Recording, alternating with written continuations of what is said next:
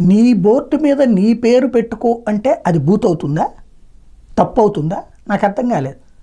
తప్పుడు ప్రచారాలు చేసుకుంటూ ఇప్పుడు నేనెవరిని, నా షాపు ఒకటి ఉంది, నా షాపు ఉన్నప్పుడు నా పేరు పెట్టాలా, పక్కనోడి పేరు పెట్టాలా? షాప్ పేరు ఏదైనా పెట్టుకోవచ్చు, ప్రొపరేటర్గా నా పేరే ఉంటుంది కదా. ఉత్తరప్రదేశ్లో ఆ పని చేయమన్నాడు యోగి ఆదిత్యనాథ్. కావడి యాత్ర సందర్భంగా గతంలో జరిగినటువంటి పరిణామాలను దృష్టిలో పెట్టుకుని ఆ ఏరియాలో ఎవరైనా వ్యాపారం పెట్టుకోవచ్చు. ముస్లింలైనా పెట్టుకోవచ్చు, క్రిస్టియన్స్ అయినా పెట్టుకోవచ్చు, పార్సీలైనా పెట్టుకోవచ్చు, జైన్లైనా పెట్టుకోవచ్చు, బౌద్ధులైనా పెట్టుకోవచ్చు, ఎవరైనా పెట్టుకోవచ్చు.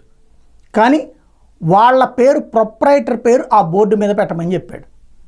దాంతో హిందూ సంస్థల పేర్లు పెట్టి వేరే మతం వాళ్ళు జరిపేటటువంటి వ్యాపారాలకు సంబంధించి బయటపడిపోతుందన్నటువంటిది భయం.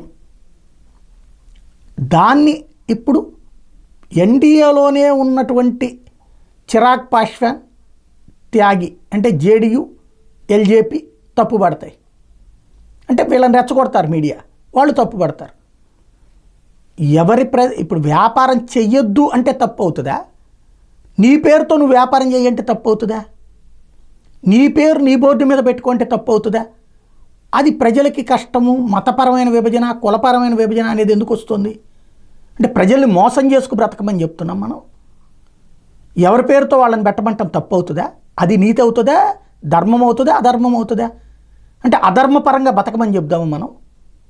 ఆలోచించాల్సిన అంశం.